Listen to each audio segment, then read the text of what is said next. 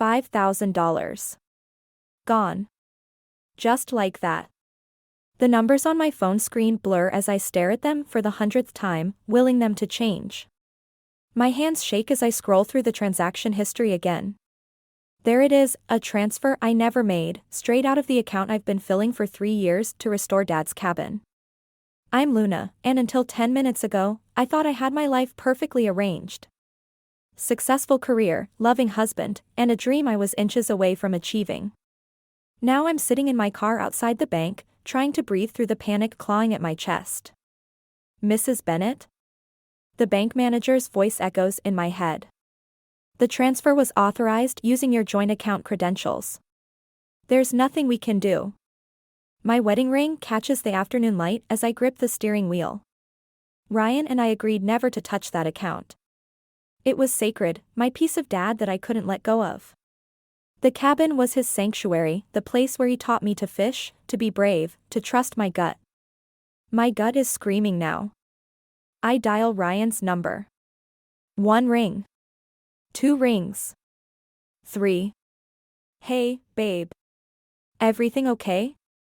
His voice is casual, warm even. Like he hasn't just shattered everything. Did you transfer money from my savings account? My voice comes out steadier than I feel. A pause. Too long. What? No, of course not. Why would you think that? Because $5,000 disappeared this morning, Ryan. Into an account I don't recognize. Another pause. I hear papers shuffling in the background. He's at work, probably surrounded by the sleek office furniture he sells, wearing that charming smile that won me over 3 years ago. Oh, that, he says, like he's just remembered leaving the garage door open. I meant to tell you, there was this investment opportunity. Time sensitive. I knew you'd want in on it. The returns are guaranteed, Luna. We're talking double the money in 6 months. The lie slides off his tongue so smoothly, I almost want to believe it. Almost. You had no right, I whisper. That money was for Dad's cabin. You knew that. Come on, don't be dramatic. It's just a rundown cabin. Think bigger, Luna. This is our future we're talking about. Our future. The words hit me like a slap. I think about the cabin, peeling paint, creaky floorboards, and a lifetime of memories waiting to be restored. Dad's last gift to me, now stripped away by the man who promised to honor my dreams. We'll discuss this at home, I say, ending the call before he can respond. My phone buzzes immediately. A text from Elaine, my mother-in-law, dinner at our house tonight. No excuses. Family meeting. Of course. Ryan's already called his mother. My fingers hover over the keyboard, ready to make an excuse, but something stops me. If Ryan wants to play games, fine. Let's play. I start the car, my mind racing faster than the engine. The cabin fund wasn't just money, it was my independence, my connection to Dad, my proof that I could build something on my own. Ryan knew this. He knew, and he took it anyway. As I pull onto the highway, another text comes through. This time from Kyle, my colleague. You okay? You left the meeting looking upset. I ignore it. Right now, I need to focus. Need to think. Need to understand when my perfect life started crumbling beneath my feet. The GPS guides me toward the Bennett family home, where I know Elaine will be waiting with her perfectly arranged dinner table and her perfectly arranged opinions. But for the first time since I married Ryan, I'm seeing the cracks in this perfect facade. And I'm starting to wonder what else they're hiding from me. Elaine's dining room feels like a stage set for a particularly vicious play. Crystal glasses catch the chandelier light, throwing prisms across starched white tablecloths. Everything perfectly arranged, just like her smile. Luna, darling, you barely touched your roast. Elaine's voice drips concern, but her eyes are sharp as razors. Are you feeling well? You look tired. I force a forkful of meat into my mouth, tasting nothing. Ryan sits beside me, his knee bouncing under the table. He hasn't looked at me once since we arrived. I'm fine, I say, setting down my fork with a deliberate clink. Just distracted. Work's been demanding lately. About that.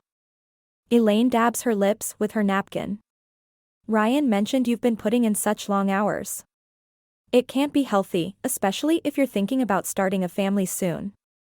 The word family hits like a sucker punch. I notice George, Ryan's father, sink deeper into his chair, suddenly fascinated by his wine glass. Actually, Ryan jumps in, his voice too bright. Luna's up for a promotion. Senior Marketing Director. Oh. Elaine's eyebrows arch perfectly. But surely that would mean even more responsibility? More stress? My phone buzzes in my lap. A text from Kyle, check those numbers you asked about. We need to talk. Tomorrow? I slip the phone back into my pocket, catching Ryan watching the movement. His jaw tightens. I love my job, I say, meeting Elaine's gaze. And I'm good at it. Nobody's questioning that, dear. But there's more to life than career ambitions. Ryan needs. What Ryan needs, I cut in, is to explain why he transferred money from my personal account without asking. The crystal chandelier tinkles softly in the sudden silence. George's wine glass freezes halfway to his mouth. Luna, Ryan warns, but I'm done playing nice. It was for your own good, Elaine says, reaching for the wine bottle. Ryan told me about your obsession with that old cabin. It's not healthy, dear. Clinging to the past like that. My fingers curl around my knife. You knew about this? Of course she knew, Ryan snaps. Mother always knows what's best. If you'd just listen. Like you've been listening to those late-night phone calls? The words escape before I can stop them. The ones you take in the garage?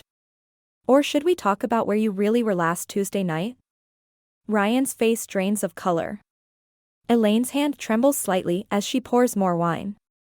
I don't know what you're implying, Ryan says, but his voice wavers. George, Elaine commands, tell Luna she's being ridiculous. But George just stares into his wine glass, shoulders hunched. For a moment, I see something in his posture, recognition?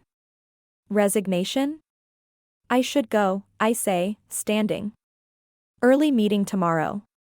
Sit down, Elaine orders. We haven't discussed. There's nothing to discuss. I grab my purse. Ryan can sleep at your house tonight. I'm sure you have his old room ready, like always. Ryan reaches for my arm. Luna, wait. I jerk away, knocking over my wine glass. Red spreads across the pristine tablecloth like blood. Oh dear, Elaine tuts. That will never come out. I laugh, a harsh, bitter sound that surprises even me. No, I agree. Some stains are permanent. As I walk to my car, I hear running footsteps behind me. But it's not Ryan, it's George. Luna, he says quietly, glancing back at the house. Be careful. When Elaine decides something. He trails off, then presses something into my hand. A business card. My lawyer. Just in case.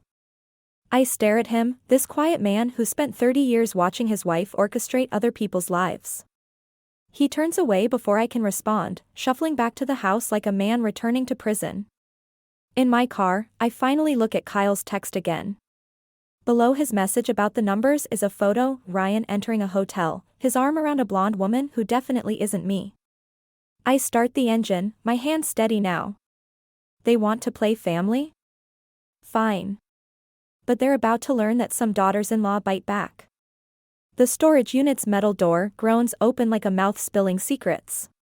Kyle stands behind me, his phone's flashlight beam cutting through the musty darkness. The space is smaller than I expected, barely bigger than a walk-in closet, but it's what's inside that makes my blood run cold. Luna, Kyle whispers, you don't have to do this. But I'm already moving forward, drawn to a stack of banker's boxes labeled with dates. 3 years' worth of Ryan's hidden life, organized with the same precision Elaine uses to arrange her dinner parties. He's been planning this, I say, pulling out documents. Look at these dates, they start right after we got married. Bank statements. Investment reports. A separate checking account I never knew existed. The numbers blur together until one jumps out, $50,000, transferred last month to an offshore account. That's not just your cabin fund he's been stealing, Kyle says, examining a document. These are forged signatures. He's been embezzling from his company. My hands shake as I open another box. This one contains photos, dozens of them. Ryan with a blonde woman at restaurants, hotels, beaches. Her diamond necklace catches the light in every shot. The same necklace I saw in the hotel photo. Her name's Caroline, Kyle says quietly. She's one of his biggest clients. Or was, until last week when she suddenly pulled all her accounts. The final box is the worst. Letters between Ryan and Elaine, plotting everything. My stomach churns as I read Elaine's elegant handwriting. The Thompson girl is perfect, her family's reputation will open doors, and her salary can support your investments until the deals mature. Just keep her distracted with that ridiculous cabin fantasy. A noise behind us makes me whirl around. George stands in the doorway, looking smaller than ever. I thought I'd find you here, he says, his voice rough. Elaine's been checking the unit's security footage daily. You knew. The words taste like ash. All this time, you knew. George steps inside, closing the door behind him. I tried to warn you. But Elaine, she has ways of making things happen. Ask Caroline. What do you mean? Why do you think Caroline pulled her accounts? Elaine threatened to expose her affair with Ryan to her husband. She's doing damage control, like always. My laugh sounds hollow in the small space. Damage control? She orchestrated this whole thing. My marriage is just another one of her investments. Not just yours. George's shoulders sag. She did the same thing to me 30 years ago. My family had connections she needed. By the time I realized what was happening. He trails off, but I understand. By then, it was too late. Kyle's phone buzzes. He checks it, his face darkening. Ryan just left your house. He's heading this way. Good. I start gathering documents, photos, letters. Let him come. Luna, George starts, but I cut him off. No. I'm done being their puppet. Ryan wants to play games with money? Let's see how he handles it when his company finds out where their missing funds went. And Elaine? I hold up her letters. I wonder how her charity board would react to these. She'll destroy you, George warns. No. I think of my father's cabin, of all the dreams they tried to steal. She'll try. But unlike you, I'm not afraid of her anymore. Headlights sweep across the storage unit's walls. Car doors slam outside. Luna. Ryan's voice echoes through the facility. I know you're here. I stuff the evidence into my bag, hands steady now. Kyle moves to stand between me and the door, but I touch his arm. It's okay, I say. I want him to see this. I want him to know that I know everything. Luna, please, George pleads. Think about what you're doing. I look at this broken man, this preview of what happens when you let Elaine Bennett control your life, and feel something harder than anger crystallize in my chest. I am thinking, I say, as Ryan's footsteps approach. I'm thinking it's time someone taught your family about consequences. The door flies open. Ryan stands there, Elaine right behind him, both their faces twisted with fury. Perfect. Let the real show begin.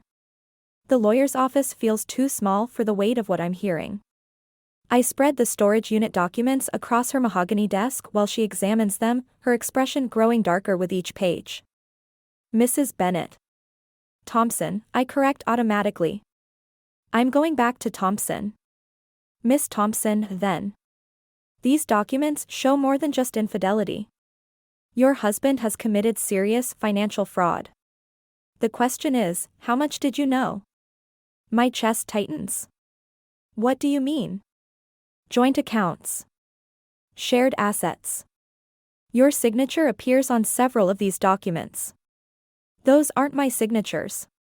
The words come out sharp, desperate. She slides one paper forward. A loan application with my supposed signature, dated 6 months ago. The bank won't know that. Neither will the SEC when they investigate the embezzlement. The room spins slightly. Ryan hasn't just betrayed me, he's tried to implicate me. My phone buzzes. A text from Ryan, "Come home. We need to talk. I can explain everything." Another message follows immediately, "Don't do anything stupid, Luna. Think about your career. Your mother's house." The threat hits like a physical blow. Mom's house, the mortgage I've been helping her pay since Dad died. Of course they'd know about that. Your husband's company is already investigating discrepancies, the lawyer continues. When this breaks, the office door opens. Elaine sweeps in, perfectly coiffed in designer black, like she's attending a funeral. Maybe she is, the death of her carefully constructed plans. "This is a private meeting," the lawyer starts, but Elaine cuts her off. "Luna, darling, let's discuss this like family." Her smile doesn't reach her eyes. "There's no need for lawyers. How did you even know I was here?" "George told me, of course. He's concerned about you." "We all are." "George." "Of course. Even his attempt to help me backfired." "I think you should leave," I say, but Elaine sits down, arranging herself like she's at one of her charity luncheons. "Ryan made some mistakes, yes. But he's willing to make it right. The money can be returned. The affair is over." Caroline understands her part in this unfortunate situation. The lawyer watches this exchange silently, taking notes. "And what about these?" I hold up the forged documents. "The fraud? The embezzlement? Unfortunate necessities. Business is complex, dear. Sometimes measures must be taken to protect family interests." Elaine leans forward. "Think carefully about your next move. You expose Ryan, you expose yourself. Those signatures won't hold up in court, but the investigation will destroy your career. Your mother's house? Gone. Your precious cabin dreams? Finished." My hands shake as I gather the documents. "Are you threatening me?" "I'm protecting you. Like I've always protected this family." She stands, smoothing her skirt. "Come to dinner tonight. We'll sort this out properly." After she leaves, the lawyer breaks her silence. "She's right about one thing, you're vulnerable here. But there might be a way to protect yourself." "How?" "Turn state's evidence. Report the fraud first, with documentation proving the forgeries. But you'll need more than what's in that storage unit." My phone buzzes again. "Kyle, found something in the company servers. Meet me at the cabin. Now." The cabin. The one place they can't control. "I need time to think," I tell the lawyer, gathering my things. "Don't take too long," she warns. Once investigations start, everyone looks for someone else to blame. Outside, the autumn air feels too thin. I start my car, hands steady on the wheel, despite everything. Ryan's words about investment opportunities echo in my head, taking on new, darker meanings. They thought they could trap me, use me as their shield when everything fell apart. But they forgot something important. I'm not just Ryan's wife or Elaine's puppet. I'm my father's daughter. And Dad taught me that the best revenge isn't served hot or cold. It's served smart. I point my car toward the cabin, toward Kyle and whatever he's found. Let them have their fancy dinners and their threats. I've got evidence to gather and a trap of my own to set. Mom's kitchen smells like cinnamon and childhood memories. She's stress baking again, her hands working pie dough while I spread the evidence across her counter, photos, documents, threats disguised as text messages. "They'll take everything," I say, watching flour dust settle on Caroline's smiling face in one of the photos. The house, my career, maybe even my freedom if those forged documents. Stop. Mom's hands still in the dough. First, no one's taking this house. I've survived worse than Elaine Bennett's schemes. She wipes her hands, pulls out a folder from a kitchen drawer. Remember when your father died? The insurance company tried to deny his claim? She spreads out old documents, legal papers, letters, news clippings.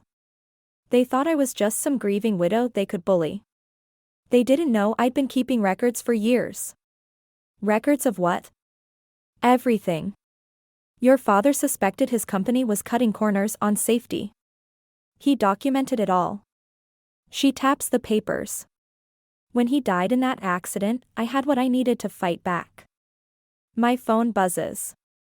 Kyle, server access expires in 24 hours. Whatever you're planning, it needs to happen soon. Another text follows immediately. Ryan, Mother says you missed your chance to handle this privately. Don't force our hand. Mom reads the messages over my shoulder, her face hardening. Like mother, like son. Always thinking they can control everything. She pulls out another folder, newer. I've been keeping records about them too. What? The way Elaine manipulated your wedding date to coincide with that business merger. The coincidental meetings with Ryan before you started dating. The way they pushed for joint accounts right after the marriage. My hands shake as I open the folder. Dates, photos, newspaper clippings about Bennett family business dealings that mysteriously aligned with personal events in my life. Why didn't you tell me?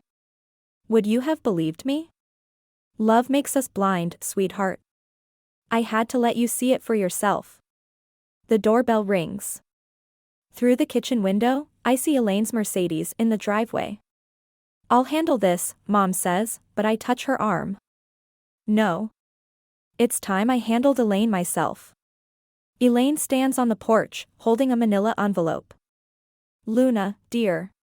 One last chance to be reasonable. I step outside, closing the door behind me. Reasonable like forging my signature? Or reasonable like threatening my mother's house? I have something you should see. She opens the envelope, pulls out photos, Kyle and me at the storage unit, at the lawyer's office, at coffee shops discussing strategy. If these reach Ryan's company board, suggesting you and Kyle conspired to frame Ryan for embezzlement. She lets the threat hang. Think of your career. Your mother's security. You really don't know when to stop, do you?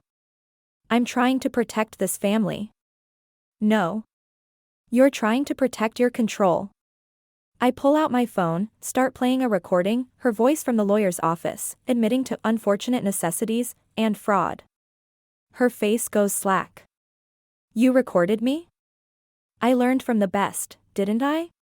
You taught Ryan everything he knows about manipulation. But Dad taught me something better, always keep receipts. You wouldn't dare. The SEC gets these recordings tomorrow. Unless? You sign over your claim to Mom's house. Admit to the forgeries. And let me handle Ryan my way. You're bluffing.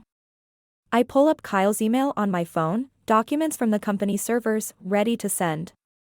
Try me. For the first time, I see real fear in Elaine's eyes. She glances at her Mercedes, then at the envelope in her hands. You're more like me than you know, she says finally. No. I'm like my mother. The woman you thought was too weak to fight back. I hold out my hand. Choose carefully, Elaine. Unlike you, I don't give second chances. Behind me, I hear Mom's screen door open. The scent of baking pie wafts out, carrying memories of strength disguised as sweetness. Elaine stares at my outstretched hand, her perfectly manicured world crumbling around her. Time to see what she's made of when the control isn't hers. The Bennett family's annual charity gala feels like a stage set for a Greek tragedy. Crystal chandeliers throw fractured light across faces frozen in polite smiles, while waiters weave through the crowd with champagne that costs more than my monthly rent. Ryan stands at the podium, delivering his speech about family values and corporate responsibility. The same speech he gives every year, but tonight his hands tremble slightly on the note cards. Family is everything, he says, looking directly at me. Without trust, without loyalty, we have nothing. Elaine sits at the main table, her signature pearls gleaming. She hasn't touched her champagne, her eyes tracking my every move. The signed confession sits in my purse like a loaded gun, along with Kyle's USB drive full of evidence. My phone vibrates. Kyle, SEC investigators just arrived at the office. They're asking questions. Ryan knows. Another message follows, from Caroline. Elaine reached out. Offered a deal. I'm sorry, Luna. The room suddenly feels too small, too bright. Ryan's voice continues, smooth as oil, and now, I'd like to make a special announcement. This isn't part of the schedule. My wonderful wife, Luna, has been instrumental in uncovering some concerning irregularities in our company's accounts. Murmurs ripple through the crowd. I reach for my purse, but it's gone. George stands nearby, my purse in his hands, looking anywhere but at me. Unfortunately, Ryan continues, these irregularities seem to trace back to unauthorized actions taken by certain employees. His eyes find Kyle, standing near the bar. Including some rather inappropriate relationships. The photos appear on the presentation screen behind him, Kyle and me at various meetings, carefully edited to look intimate. Gasps echo through the room. We've already notified the proper authorities about this attempted corporate espionage. Security guards appear at Kyle's sides. More flank the exits. Luna, Ryan's voice softens with practiced concern, I know you thought you were protecting our company. But conspiring with Kyle to embezzle funds, then trying to frame others? That's not protection. That's betrayal. I stand, but my legs feel weak. That's not. We have your signatures on the transfers, Elaine cuts in smoothly. And testimony from Caroline about your attempts to blackmail her. The room spins. Every face turned toward me holds judgment or pity. Even Kyle looks defeated as security escorts him out. Of course, Ryan adds, family protects its own. If you agree to counseling, admit your mistakes publicly, we can handle this internally. The subtext is clear, submit or be destroyed. George finally meets my eyes, slides my purse across the table toward me. The USB drive is gone, but Elaine's confession remains. One piece of leverage left. I pull out the paper with shaking hands. You want truth? Let's talk about your mother's confession. About how she orchestrated everything, including our marriage. Luna, George speaks for the first time, his voice heavy. The confession. Look at the signature. The paper trembles in my hands. The signature isn't Elaine's anymore. Somehow, they've replaced it with mine. You need help, dear, Elaine says loudly enough for nearby guests to hear. Fabricating documents, making wild accusations. We only want what's best for you. Security approaches. Ryan steps down from the podium, reaching for me like I'm a frightened animal. Don't fight this, he whispers. Mother always wins. But if you play along, we can protect you. I back away, bumping into tables. Champagne glasses topple. The sound of shattering crystal cuts through the murmurs. Luna, Ryan calls out, don't make this worse. But I'm already running, pushing through the crowd, their whispers following me like shadows. Such a shame. Always seemed so stable. Poor Ryan. The night air hits like a slap. My car's gone, of course it is. They've thought of everything. I start walking, heels snapping on the first step. Behind me, the gala continues, music and laughter spilling out into the darkness. They've taken everything, my evidence, my reputation, my future. Even my past feels tainted now. But they forgot one thing, I'm still my father's daughter. And sometimes, you have to lose everything to finally see the truth. Dad's cabin looms dark against the storm clouds, its weathered boards holding 30 years of memories. I pick the lock with trembling fingers, remembering summer afternoons when Dad taught me this just-in-case skill. The door creaks open. Ryan stands in the middle of the room, illuminated by a single lamp.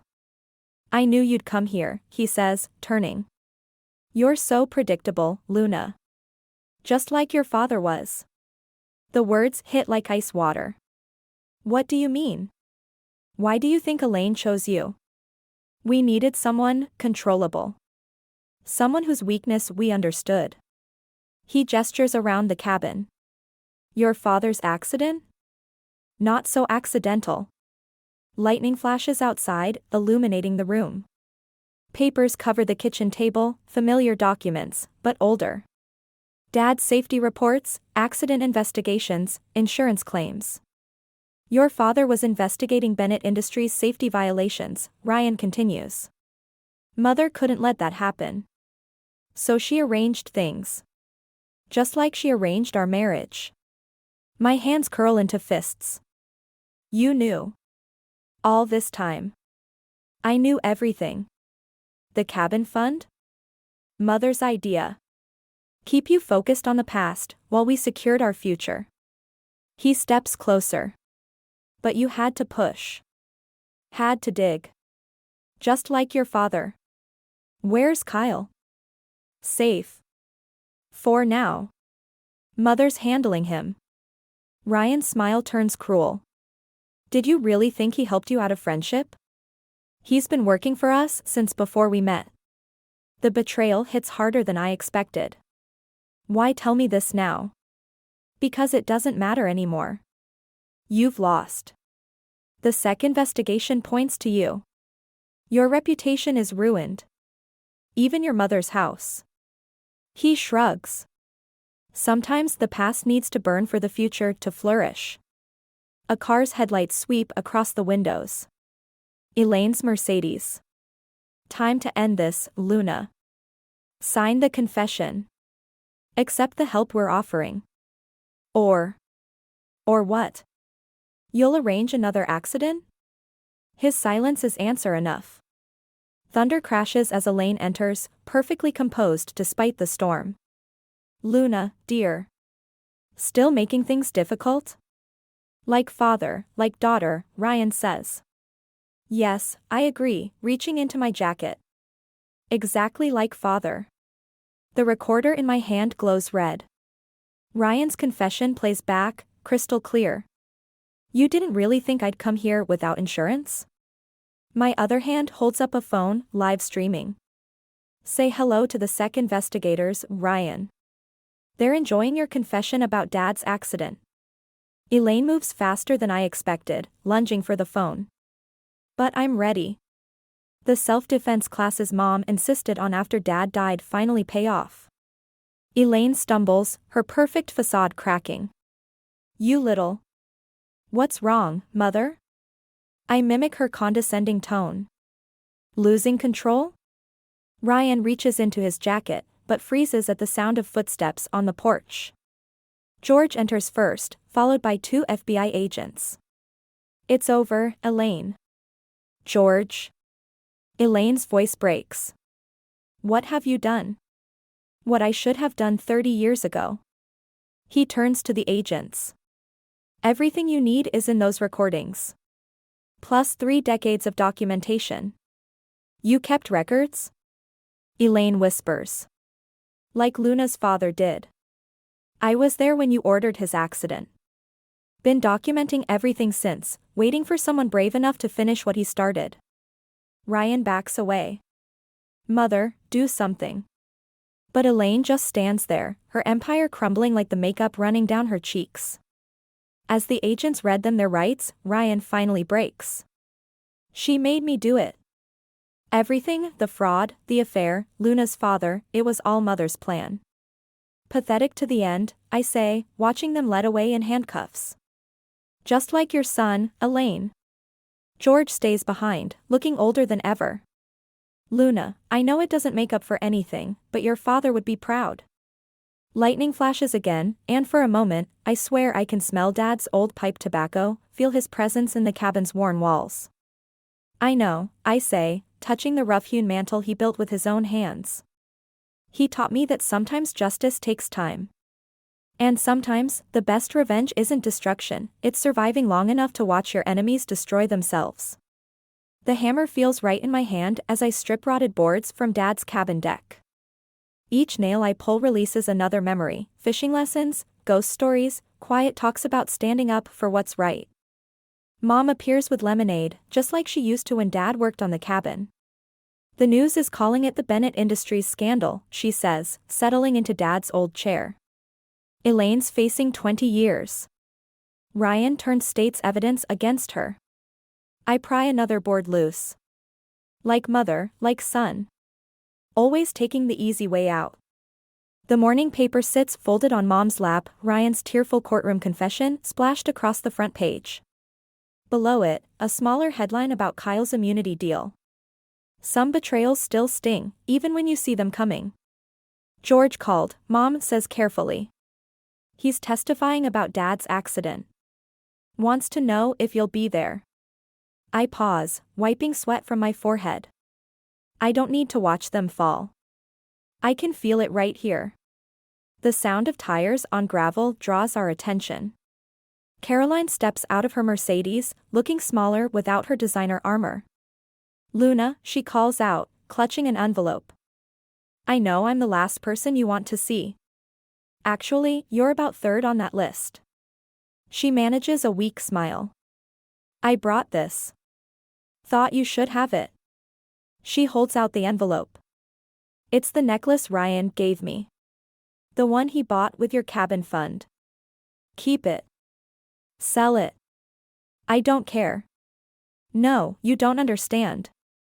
The receipt's inside. Elaine made him buy it from her private collection. Said it was keeping things in the family. Caroline's laugh sounds hollow. Everything was always about family with her. I take the envelope, not for the necklace, but for what it represents, one more piece of evidence linking everything back to Elaine. They offered me a plea deal, Caroline continues. Want me to testify about Elaine's other schemes. Apparently, I wasn't the first mistress she arranged for her son. Arranged? To keep him dependent. Keep him weak. She looks at the cabin's weathered walls. Your father was investigating more than just safety violations, wasn't he? I nod slowly, understanding blooming like storm clouds. He found a pattern. Sons with mistresses, wives with secrets, families destroyed to keep power concentrated. The papers are calling it a corporate scandal, Mom adds. But it was always about family. Caroline leaves the envelope on a stack of new lumber. I'm sorry, Luna. For everything. After she drives away, I return to my work. Each board I replace feels like reclaiming something stolen. Not just money or justice, but pieces of myself. Your father used to say revenge is like building a house, Mom says, watching me work. You can't rush it. Has to be done right, or the whole thing falls apart. I line up a new board, checking it for true. Did he also tell you about keeping evidence in the cabin walls? She smiles. Where do you think he got the idea?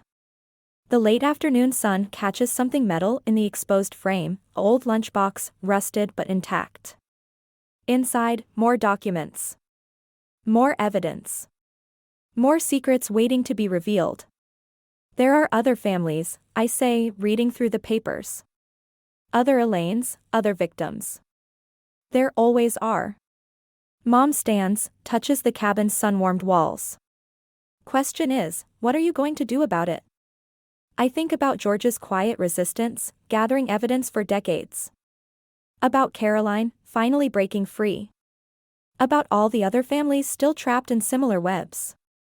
The cabin needs more than just a new deck. It needs a purpose. Dad built this place as a sanctuary, I say, picking up another board.